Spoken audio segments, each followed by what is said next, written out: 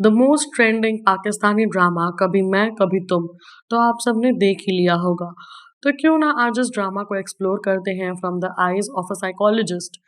इस ड्रामा में एक रिच एक्सप्लोरेशन देखा गया है of human behaviour and emotional resilience in intimate relationships.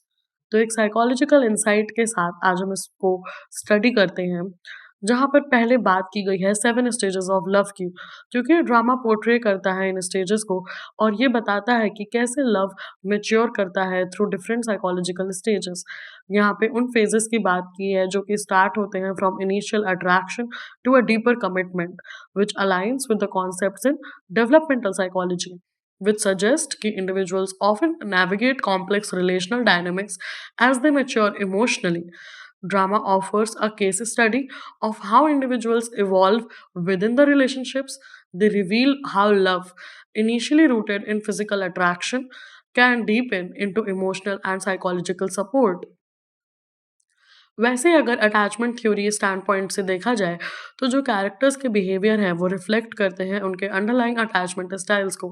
Mustafa और शर्जीना डिमॉन्स्ट्रेट करते हैं ऐसे बिहेवियर को which is typical of insecure attachment styles, जो कि एंशियस और अवॉइडेंट रहा है, which are often shaped by early life experiences and their parental relationships.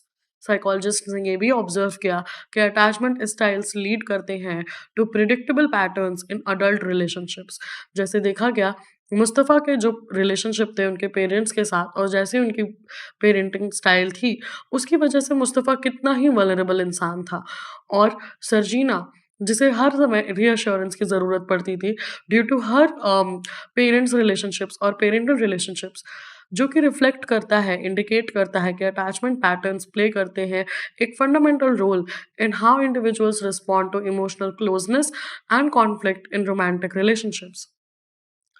Couple ने काफ़ी बेहतरीन तरीके से पोर्ट्रे किया और जो बताया कि कैसे उन्हें स्ट्रगल फेस हुआ था with the loss of their unborn child, जो कि इंट्रोड्यूस करता है एक साइकोलॉजिकल व्यू को on trauma and grief. Loss often bring significant psychological stress, impacting both individual wellbeing and relational stability. ये जो इवेंट हुआ, ये इंटरप्रेट किया जा सकता है क्यूबलर रॉस के मॉडल ऑफ ग्रीव्स के भी, जहाँ पे ये दिखाया गया कि मुस्तफ़ा और शर्जीना मूव कैसे किए through the stages of denial, anger, depression and then finally acceptance. एक क्लिनिकल पॉइंट ऑफ व्यू से अगर देखा जाए, तो ऐसे इवेंट्स कैटलाइज करते हैं पोस्ट ट्रॉमेटिक ग्रोथ को, एक ऐसा फिनोमेना जहाँ पे इंडिविजुअल्स फाइंड करते हैं रिन्यूड पर्पस, स्ट्रेंथन करते हैं अपने रिलेशनशिप्स को आफ्टर एक्सपीरियंसिंग अ ट्रॉमा। वहीं अगर ड्रामा का हम देखते हैं stand point of cultural and societal pressures, तो ड्रामा प्रोवाइड करता है एक insight into the influence of cultural norms on personal relationships. कई सारी कलेक्टिविस्ट सोसाइटीज़ में फैमिली अप्रूवल, फैमिली की रेपुटेशन और सोशल एक्सपेक्टेशंस जो हैं वो ओवरराइड कर देती हैं पर्सन के डिज़ायर्स को।